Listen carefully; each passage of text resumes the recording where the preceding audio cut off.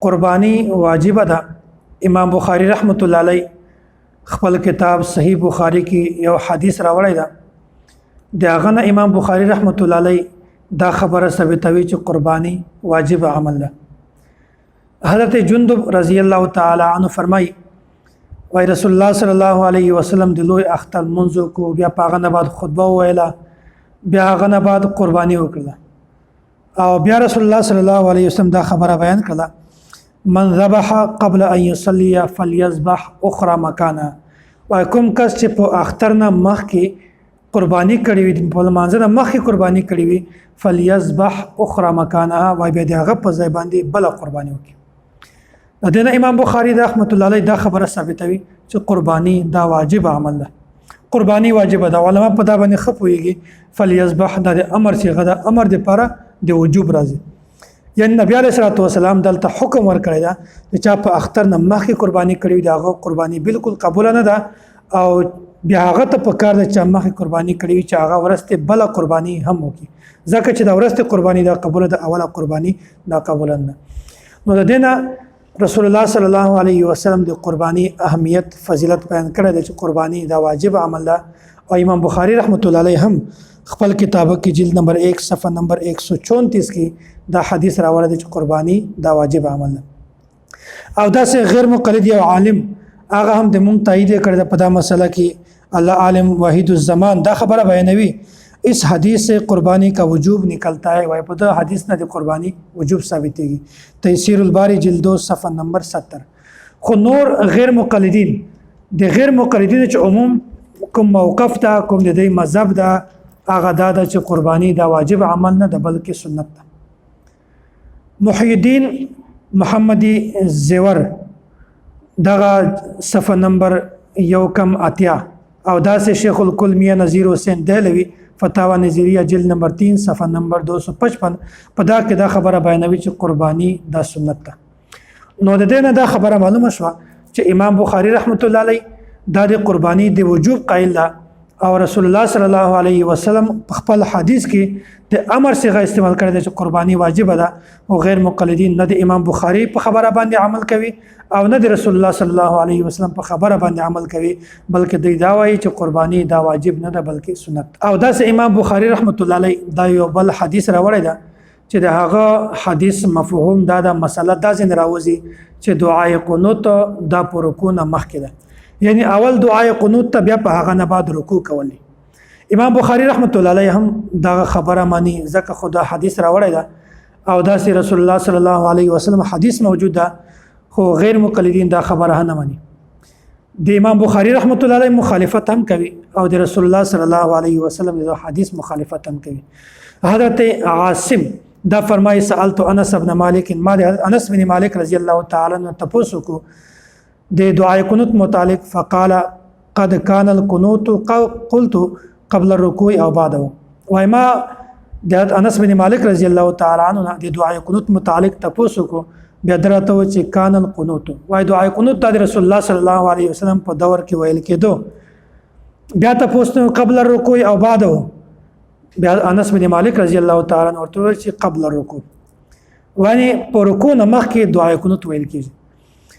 بیا حضرت عاصم فرمای فإن فلانا أخبرني عنك أنك قلت بعد الركوع. وای یو سړی د تا په حواله سره مونږ ته دا خبر رسولای ده چې تا ویلي چې نه دعای قنوت دا پر رکوع نه ورسته ده. حضرت انس بن مالک رضی الله تعالی عنہ ورته فرمایل کذبا وای د سړی خبره صحیح کړي نه ده دا سړی په خبره باندې پوه شوی نه ده ځکه دا خبره کړي ده. فرمای انما قنت رسول الله صلی الله علیه وسلم بعد الركوع شهرا. وای رسول الله صلی الله علیه وسلم صرف یو میاشت هغه په رکوع نه بعد دعای قنوت ویل. د نبی علیه الصلوۃ والسلام عام معمول دا په رکوع نه مخکې و خو یو میاشت تاسو راغلی ده چې په هغه کې نبی علیه الصلوۃ والسلام په رکوع نه ورسته ویل. هغه وجه څه ده ځکه چې نبی علیه الصلوۃ والسلام د صحابه کرامو حفاظو او یا کسانو یو جماعت د مشرکین یو جماعت ته ورولجل بیا نبی علیه الصلوۃ والسلام سره د معاهده کړی و چې کله هغه ورغله بیا د معاهده خلاف ورزي وکړه ټول صحابه کرام شهیدان کړل ټول شهیدان کړل. بیا نبی علیه الصلوۃ والسلام دغه د وعده خلاف ورزي دی وجنه د دې په حق کې یوه میاشت مستقل به دعا کوله. نبی علیه الصلاۃ والسلام په دغه وخت کې د یوه میاشت کې چې کوم د دې خلاف به دعا یې کوله، بیا په هغه وخت کې نبی علیه الصلاۃ والسلام په رکوع نه وروسته دعا یې قنوت ویل. نو د دې نه دا خبره ثابتېږي چې امام بخاري رحمت الله علیه دا هم په رکوع نه مخکې د دعا یې قنوت دی ویلو قایل ده، او نبی علیه الصلاۃ والسلام حدیث نه هم دا ثابتېږي. خو چې کومه په ظاهره په رکوع نه بعد یوه میاشت هغه صرف د یوې میاشتې دپاره ده، او هغه د عذر د وجې نبی علیه الصلاۃ والسلام د دغو مشرکینو دپاره د بددعا په حالت کې دغه په رکوع نه بعد ویله. خو غیر مقلدین دا خبره نه مني، وایي چې نه وایي دعای قنوت د همیشه په رکوع نه وروسته ده. غیر مقلدینو یو عالم ده دغه محمد علی جانباز دا فرمائی اکثر صحیح روایات رکوع کے بعد تائید کرتی ہیں.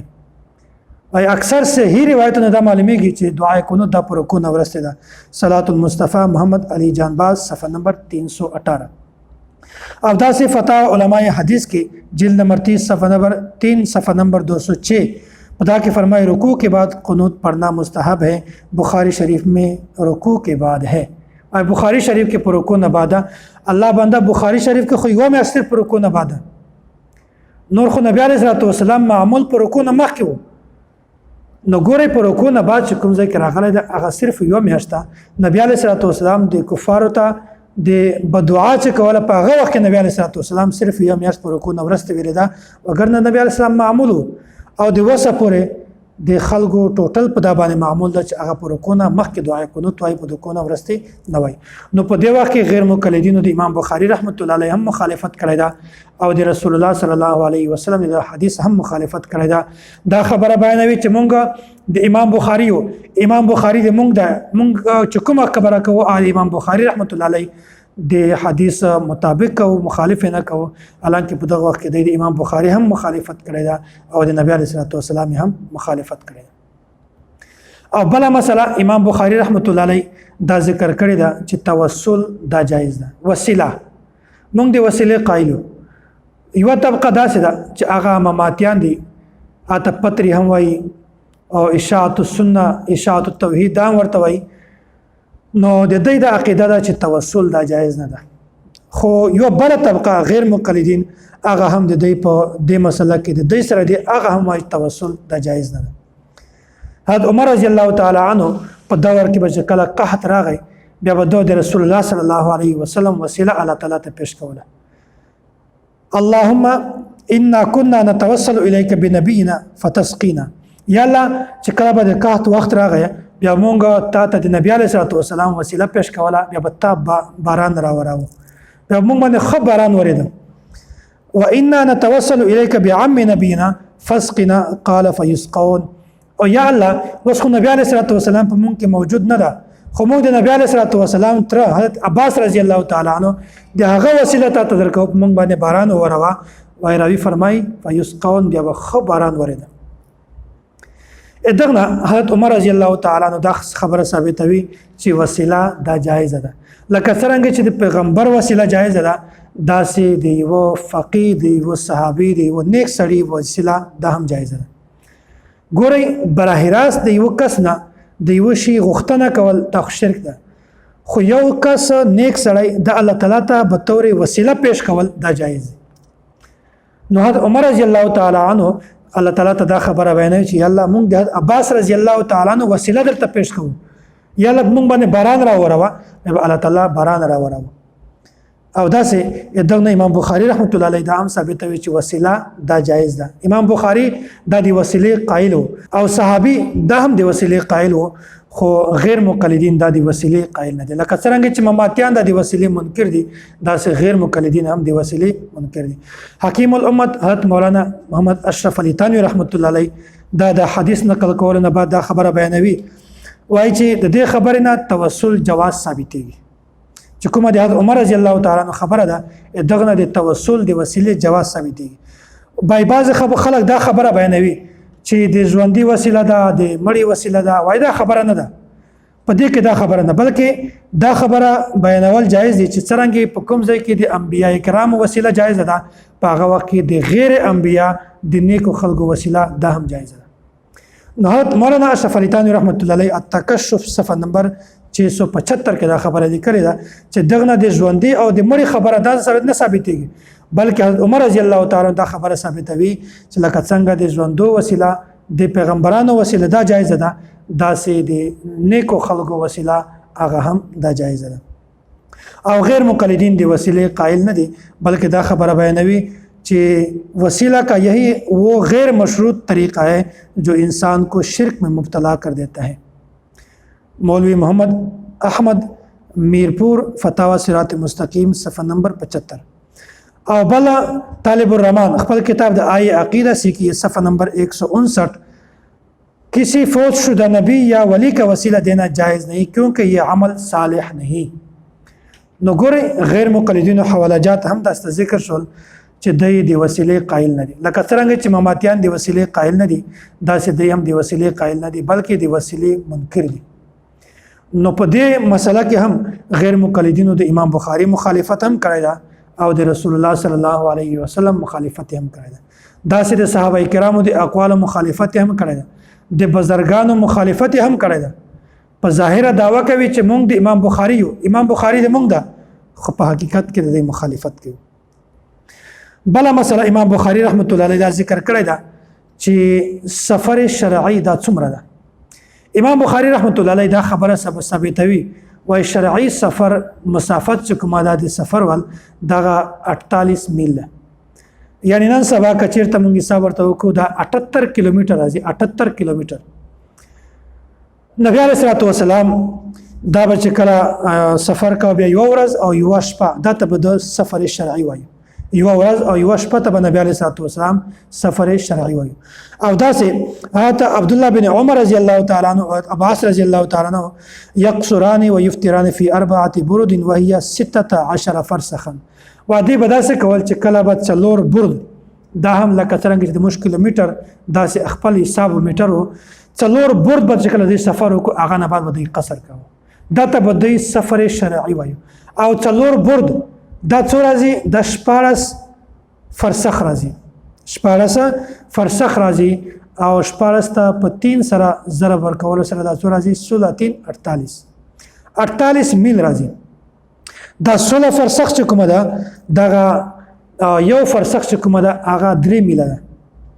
4 برد باندې د سفر شرعي کوو او 4 برد نه څو هغه جوړ شي فرسخ 16 فرسخ 14 او یو فرسخ چې کومه ده هغه 3 میله ده، نو 16 تک په 3 سره ضرب ورکړي دا 16 3 48 میل راځي. نو امام بخاری رحمت الله علیه دا خبره ثابتوي چې سفر شرعي د 48 میل ده، په دا نه کم نه ده. او دا سي 48 میل نه 78 کیلومتر راځي. د صحابه کرامو هم دا معمول، نبی علیہ الصلوۃ والسلام هم دا معمول، امام بخاری رحمت الله علیه هم دا معمول ده. دا ټول دا وایي چې 48 میل دا سفر شرعي ده او غیر مقلدین دا خبره کله هم نه مني. امام بخاری رحمت الله علیه خبره هم انکار کوي او د نبی علیہ الصلوۃ والسلام خبره هم انکار کوي. په دې مسله کې د دې درې مذهبونه دي. یو خدا دا چې بالکل د دې حد هم نشته، او دوم نمبر 3 میله ده او درم نمبر 9 میله ده. غیر مقلد یو عالم د وحید الزمان دا لیکي صحیح اور مختار مذہب اہل حدیث کا ہے کہ صحیح اور مختار مذہب اہل حدیث ہے کہ ہر سفر میں قصر کرنا چاہیے، جس کو عرف میں سفر کہیں اس کی کوئی حد مقرر نہیں. وای چې هر سفر کې تاسو قصر کوئ، وای د دې قصر د سفر هیڅ حد مقرر نه ده. که تاسو یو 3 کیلومتر سفر کوئ، که تاسو 15 کیلومتر کوئ، که تاسو 10 کیلومتر کوئ او کوئ سفر بیا تاسو قصر کوئ، د دې حد مقرر. دا غیر مقلد وای. وحید الزمان تیسیر الباری جلد 2 صفحہ نمبر 136. اور دوما حوالہ ثناء اللہ امرتسری مسافر اس کو کہتے ہیں جو اپنی بستی سے نکل کر دوسری بستی کو جائے، اس کی کم سے کم حد بحکم حدیث شریف 3 میل ہے. واچ یو سره سفر کوي، مثلا د یو کلی نه وته بل کلی ته ځي او دای بیا د حد کومه ده هغه په حدیث شریف کې وای دا خبره بیان شوی چې 3 میله ده. وای که یو سره 3 میله د یو کلی نه بل کلی ته وځي دا سړی مسافر ده، دا به قصر کوي. فتاوی ثنائیہ جلد 1 صفحہ نمبر 630. مفتی عبدالستار دا غیر مقلد دا بیانوی نماز قصر 3 میل یا 9 میل پر کر سکتے ہیں. فتاوی ستاریہ جلد 3 صفحہ نمبر 57. نو خلاصہ دے خبر دادا چې امام بخاری رحمت الله علیه دا خبره ثابتوي چې سفر شرعي 48 میل ده دغه 78 کیلومتر راځي. نبی علیه الصلاۃ والسلام یو ورځ او یو شپه دته سفر شرعي وایي. حضرت عبد الله بن عمر او حضرت ابن عباس رضی الله تعالی عنهم دا به څه کوي څلور بردو ته به د سفر وایو او څلور برده د 14 فرسخ راځي. یو فرسخ دا 3 میل راځي 3 میله دا 16 د کپ 3 سره ضرب کې دا 48 میل راځي. نو امام بخاری دا خبره ثابتوي چې سفر شرعي دا 48 میل ده او غیر مقلدین دا خبره نه مانی. څوک وایي چې دغه بالکل حد هم نشته، څوک وایي چې 3 میله ده او څوک وایي چې 9 میله ده. نو په دې وخت کې د امام بخاری مخالفت هم کړی ده او د نبی علیه الصلاه والسلام مخالفت هم کړی ده. او دا امام بخاری رحمت الله علیه یو بل حدیث په خپل کتابه کې ذکر کړی ده. داغه خلاصه دا ده چې وتر 3 رکعات دي. نبی علیه الصلاه والسلام به وتر هم 3 رکعات کول، صحابه کرام به هم 3 رکعات کول، وسه پورې د ټول امت په دا باندې عمل د هغه وتر 3 رکعات کوي. خو غیر مقلدین د امام بخاری او د نبی علیه الصلاه والسلام دا خبره نه مني، وایي چې وتر 3 رکعات نه دي بلکې یو رکعات. نبی علیه الصلاه والسلام حدیث ته امام بخاری رحمت الله علیه دا ذکر کړی ده. حضرت عائشہ رضی الله تعالی عنها فرمایي ما كان رسول الله صلى الله عليه وسلم يزيد في رمضان ولا في غيره على 11 ركعه. وای نبی علیه الصلاه والسلام په رمضان مبارک میاشت کې یا په نورو میاشتو کې د شپې به د 11 رکعات المنځ کوي. 11 اول به د 4 رکعات المنځ کوي. بیا فرمایي فلا تسأل عن حسنهن وطولهن. وای تاسو د دغه د حسن او د دغه د وګدوالي تاسو ما کوي. یو سره چې یو ښه کار وکړي کنه ورته چې یاره دومره زبردست کار وکړي بس تاسو ما کوي. داسې دا خبره باندې 4 رکعات به کول. بیا به هغه نه بعد نبی علیه الصلاه والسلام بیا 4 رکعات کول او بیا به هغه نه بعد نبی علیه الصلاه والسلام 3 رکعات کول. ثم يصلي ثلاثا نبی علیه الصلاه والسلام 3 رکعات وتر کول. نو ام المؤمنین ام عائشه رضی الله تعالی عنها دا حدیث نه دا خبره ثابتوي چې د وتر رکعاتونه دا 3 دي، یو رکعت نه ده. او امام بخاری رحمت الله علیه هم دا حدیث راوړی دی چې وتر د 3 رکعات دي، یو رکعت نه ده. او غیر مقلدین دا خبره کله هم نه مني، وایي چې وتر دا 3 رکعات نه دي بلکې یو رکعت. غیر مقلدین فتاوا برکاتیہ په دا کې لیکلي صفحه نمبر 93 کې اصل وتر 1 رکعت ہی ہے. وای اصل وتر چې کومه د هغه یو رکعت 3 رکعات نه دي. نو په دې مسله کې هم غیر مقلدینو د امام بخاری رحمت الله علیه مخالفت هم کړی ده او د نبی علیه الصلاه والسلام مخالفت هم کړی ده. امام بخاری رحمت الله علیه یو بل مسله ذکر کړی ده. نبی علیه الصلاه والسلام حدیث ته چې کله چې سړی په قبر کې خودل شي، کله سړی د دنیا نه ولاړ شي، بیا دا سړی په قبر کې اوري. چاغه ته مونږ حیات النبی مسله وایو، سماع موت. مطلب کله چې سړی مړ شي قبر ته یوسي په قبر کې هغه سړی اوري. دا خبره دغه محل مطابق راځي چې د هر انسان اوریدل دا د ایمانی کیفیت مطابق. مثلا مونږ تاسو کنن سبا چیرته په یو کمره کې پراته یو، بیا ځنې خلکو سماع د اوریدلو طاقت چې کومه دومره کمزور وي هغه ته ډول هم وایي بیا د نه راویښېږي. او د بعضې هغه چې کومه دا د غوږو ول اورېدلو ول سماعت قوت سماع دا دومره تیز وي چې مطلب یو ټک وشي که نه معمولی دی بیا هم راویښ شي. داسې د سترګو وله چاته لیټ هم بل وي هغه ته پروا نه ورځي، او چاته چې لیټ خالي بل شي لږ هم رڼا شي بس دی راویښ شي.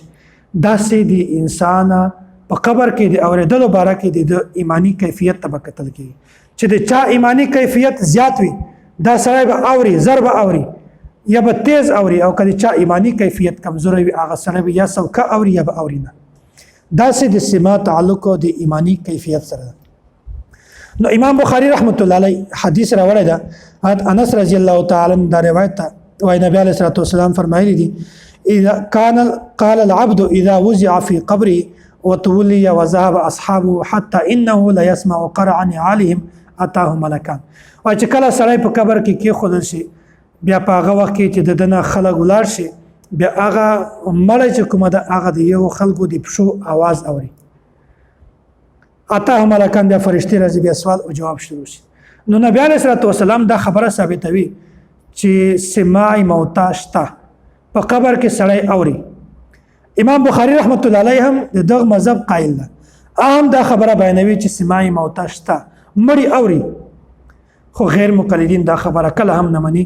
لکه څرنګه چې په دا مسله کې د مماتیانو اختلاف ته، داسې د غیر مقلدینو هم اختلاف ته. مونږ فتوا په مماتیانو باندې لګو، ولې په غیر مقلدینو باندې لګو؟ مونږ په مماتیانو باندې 3 قسمه فتوی لګو چې اهل سنت والجماعت نه خارج دي، په دې پس المنځ کول مکروه تحریمي دي، واجب الاعاده ده. نو هغه مذهب خو د غیر مقلدینو هم ده، په دې باندې ولې فتوا نه لګوي؟ بلکې اصل عموما د مازه مسایل متعلق ته ځنه خلک وایي چې په غیر مقلدینو پس المنځ کې بهرحال چې د دې مسله د دې مذهب دا د مماتیانو غوندې شبه څرنګه المنځ پسې کوي. بهرحال غیر مقلدین دا خبره ثابتوي چې مړی چې کومه ده په قبر کې دا نه اوري. غیر مقلد عالم عبدالرحمن کیلانی دا خبر لیکي سماع موتى کا مسئلہ عذاب قبر یا روح کی حقیقت کی طرح محض تحقیقی مسئلہ ہی نہیں بلکہ شرک کا سب سے بڑا چور دروازہ ہے. حال ته پته درته لګیږي چې کله ته هغه ځای ته ورشي بیا به تا ته پته لګي چې آیا مړی اوري او کنه. څومره غلط بهتان نه دی. نو په دې مسله کې هم د امام بخاری مخالفت هم کړی ده او د نبی علیه الصلوۃ والسلام مخالفت هم کړی ده. دعوه دا کوي چې موږ د امام بخاری او امام بخاری د موږ ده، خو په مسایلو کې د امام بخاری مخالفت کوي. دا صرف په ظاهره دعوه ده، د حقیقت سره د امام بخاری او د صحیح بخاری سره بالکل تعلق او واسطه هم نشته.